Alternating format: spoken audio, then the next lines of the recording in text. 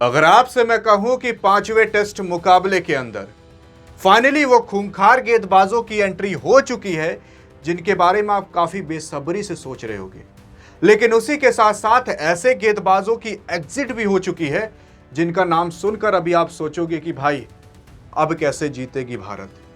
क्योंकि इंडिया बनाम इंग्लैंड के पांचवें टेस्ट मुकाबले के अंदर ऐसे ऐसे प्लेइंग 11 के अंदर उलटफेर किए गए हैं ना कि वो अगर उलटफेर आप जान जाओगे तो सोचोगे कि भाई यार ये तो टीम ही बदल दी गई, और पूरी की पूरी जो बॉलिंग की लाइन और लेंथ थी उसी को ही बदल दिया गया।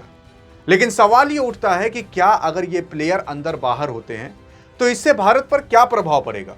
उसी के साथ साथ क्या भारत अब ये पांचवा टेस्ट का मुकाबला जीत पाएगी?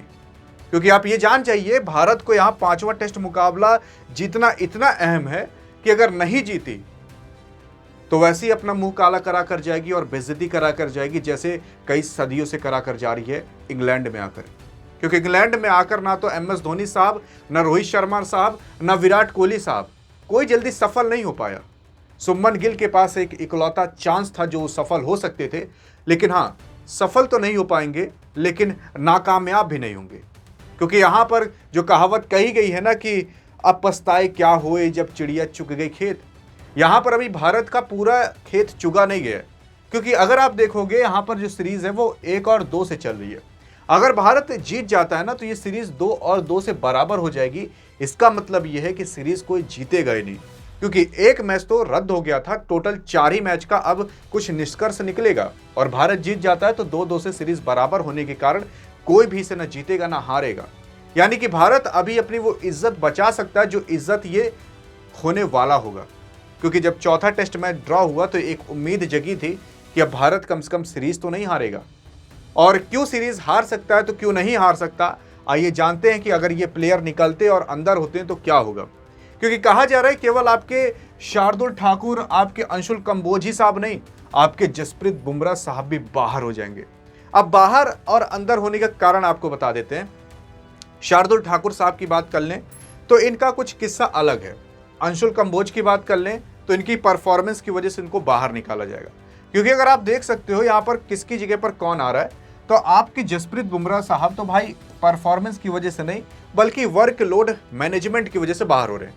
वर्कलोड मैनेजमेंट के तहत ये कहा गया था कि आपके जसप्रीत बुमराह साहब भाई पहले से इंजर्ड चल रहे थे, इनको 5 के 5 टेस्ट मुकाबले खिलाने जरूरी नहीं है।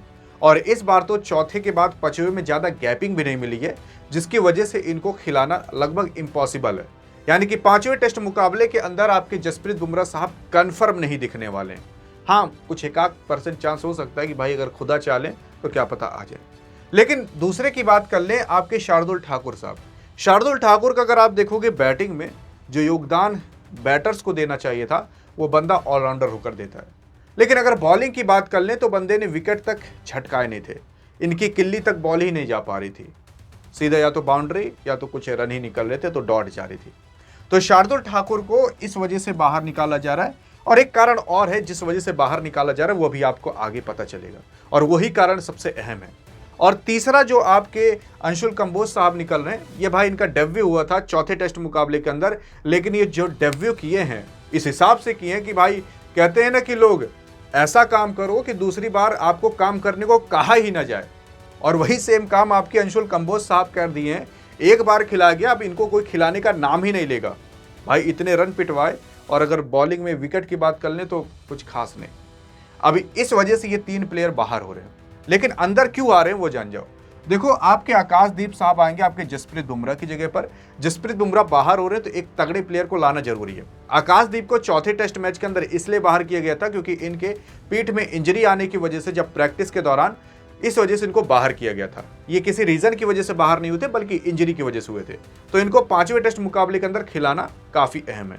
तो आपके जसप्रीत बुमराह की जगह पर ये आने वाले हैं। दूसरा, शार्दुल ठाकुर की जगह कुलदीप यादव को इसलिए लाया जा रहा है क्योंकि कुलदीप यादव साहब एक ऐसे प्लेयर हैं जिनको कि काफी बार रिजेक्शन मिली है। बंदा कैपेबल होने के बाद भी इसको रिजेक्शन मिल रही है। 2018-19 के अंदर इन्हें कभी टेस्ट मैच खिलाया गया था और एक टेस्ट मैच खराब होने की वजह से इनको 4 से 5 साल बाद अब कहीं मौका मिल रहा है 2025 में जाकर। और टीम इंडिया के अंदर कहा भी जा रहा है, और पूर्व हेड कोच आपके रवि शास्त्री भी कह चुके हैं कि अगर टीम इंडिया को जीतना है तो स्पिनर खिलाने जरूरी है, क्योंकि वाशिंगटन सुंदर साहब स्पिनर होकर अगर आप देखोगे कुछ टेस्ट के मुकाबले के अंदर वो बंदा अकेले 2 से 3 विकेट हर मैच में कंसिस्टेंट होकर झटक रहा है। तो अगर उसी पर एक तगड़ा ऐसा स्पिनर ले आया जाए जो गूगली बॉल भी डाल सकता हो, आपके कुलदीप यादव, तो आप सोचो सोने पर सुहागा हो जाएगा। और इसी वजह से आपके शार्दुल ठाकुर की जगह कुलदीप यादव को लाया जा रहा है, क्योंकि एज अ स्पिनर बॉलर होकर काफ़ी अहम होगा यहाँ पर विकेट झटकना। क्योंकि आप पिछले मुकाबले के अंदर देखे होगे, ना तो इंग्लैंड विकेट गिरा पा रहा था फास्टर बॉलर को लेकर, ना इंडिया गिरा पा रही थी फास्टर बॉलर को लेकर। और अगर वहीं पर एक स्पिनर को लाकर डाल दिया जाए ना, तो जान जो विकेट पर विकेट और विकेट पर विकेट गिरने चालू हो जाएंगे। क्योंकि अगर सेम बैट्समैन को अगर आप 10 ओवर फास्ट बॉलिंग कराते हो तो समझ जाएगा गेंद कहां पड़ेगी तो कहां जाएगी। लेकिन अगर उसी में ही बीच बीच में अगर आप स्पिन फेंक देते हो ना, तो वो समझ ही नहीं पाएगा कि भाई आखिर बॉल आ कहां से रही है और जा कहां से रही है। और इस वजह से स्पिनर को खिलाना काफी ज्यादा अहम है। और तीसरा, अगर अंशुल कंबोज की बात कर ली जाए, भाई इनका डेब्यू हो गया था, अब इसके बाद मैच खेलना इनके लिए ड्रीम सा हो जाएगा। लेकिन अब इनकी जगह दूसरे खिलाड़ी का डेब्यू होने वाला है, जिसका नाम सुनकर आप कहोगे कि भाई हाँ ये अच्छा हुआ, आपके अर्शदीप साहब। अर्शदीप साहब की कहानी बता दूं, इनका चौथे टेस्ट मैच के अंदर डेब्यू होने वाला था, लेकिन ये अपने ही वजह से ले भी थे, अपने हाथ में मार लिए थे चोट, और उसके बाद चौथा टेस्ट मैच इनको बैठना पड़ा। नहीं तो अंशुल कंबोज की जगह ये पहले ही आ चुके होते चौथे टेस्ट मुकाबले के अंदर।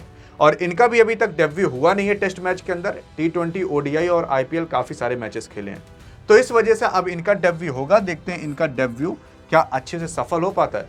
आपको क्या लगता है, होगा कि नहीं?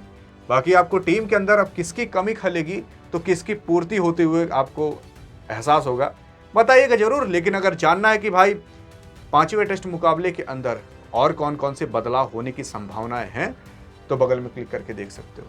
बाकी मिलेंगे इस वीडियो के अंदर, तब तक के लिए जय हिंद और जय भारत।